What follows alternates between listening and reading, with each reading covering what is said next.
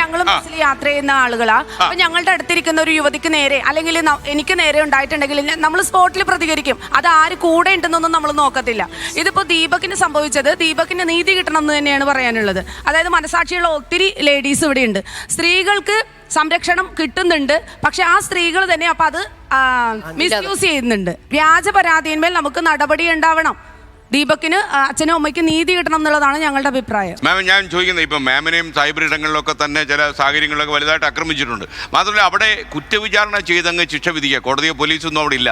നിയമ സംവിധാനങ്ങളൊക്കെ അവിടെ തന്നെ തകർന്നു വീഴുന്ന കാഴ്ചയാണ് നമ്മളിപ്പോൾ കാണുന്നത്. മാം പറയുന്ന പോലെ ഈ കോടതികളൊക്കെ വരേണ്ട സമയമായി, സൈബർ കോടതികളൊക്കെ. മാത്രമല്ല പല നിയമ സംവിധാനങ്ങൾക്കും ഇതിനകത്ത് എത്രമാത്രം ലിറ്ററസി ഉണ്ട് കോടതി ഉൾപ്പെടെ ഞാൻ പറയുന്നത്, അതും പ്രധാനപ്പെട്ട കാര്യമാണ്. കാരണം സൈബർ ഇടങ്ങളിൽ ഉണ്ടാകുന്ന പുതിയ സാങ്കേതിക പരീക്ഷണങ്ങളൊക്കെ നിയമ സംവിധാനങ്ങൾക്കും പോലീസിനും കോടതിക്കും ഒക്കെ പൂർണ്ണമായി മനസ്സിലാക്കാൻ കഴിയുന്നുണ്ടോ? എല്ലാവർക്കും അല്ലേ കുറച്ചെങ്കിലും. അപ്പോൾ മാം പറയുന്നത് ഈ ഒരുതരം ഈ മാധ്യമ വിചാരണ തന്നെയാണ് ഈ സൈബർ ഇടങ്ങളിൽ ഇപ്പോൾ റോസ്റ്റിംഗ്, പൊങ്കാല എന്നൊക്കെ പറഞ്ഞ് നടക്കുന്നത്. കാര്യം ആളുകൾ പേടിച്ചു പോവും ഇങ്ങനെയൊക്കെയുള്ള സംഭവങ്ങളുണ്ടായാൽ. അപ്പോൾ ഈ ഒരു പ്രതിസന്ധികളിൽ നിൽക്കുമ്പോൾ ഒരു അനുഭവസ് കൂടിയാണല്ലോ മാം.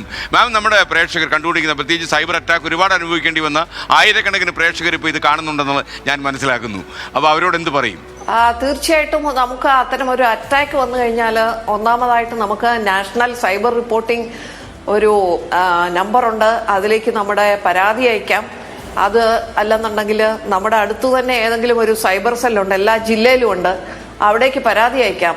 അതിനുശേഷം ഈ കണ്ടന്റ് റിമൂവ് ചെയ്യാനായിട്ടുള്ള നടപടി പണ്ടത്തെ പോലെയല്ല. ഇപ്പം അത് ജില്ലാ SP കയ്യിലേക്ക് അത് പോയിട്ട് അവിടുന്ന് ADGP വഴി ഒരു റിപ്പോർട്ട് വന്നതിന് ശേഷം മാത്രമേ നമുക്ക് അത് കണ്ടന്റ് റിമൂവ് ചെയ്യാൻ പറ്റുന്നുള്ളൂ. എന്നാലും ഈ മെറ്റായ്ക്ക് പിന്നെ റിമൂവ് ചെയ്യാനുള്ള റിക്വസ്റ്റ് ഒക്കെ പോയി 2 ദിവസത്തിനകമൊക്കെ റിമൂവ് ചെയ്യുന്നുണ്ട് പോലീസ് ഇപ്പോൾ. അപ്പൊ അങ്ങനെയുള്ള പരാതി നമ്മൾ കൊടുക്കുക. അതേപോലെ സോഷ്യൽ മീഡിയയിൽ എന്തെങ്കിലും വന്നു കഴിഞ്ഞു കഴിഞ്ഞാൽ അത് ജീവിതത്തിന്റെ അവസാനമാണ് എന്ന് കരുതാതിരിക്കുക. അപ്പൊ നിയമസഹായം തേടുക തന്നെ വേണം.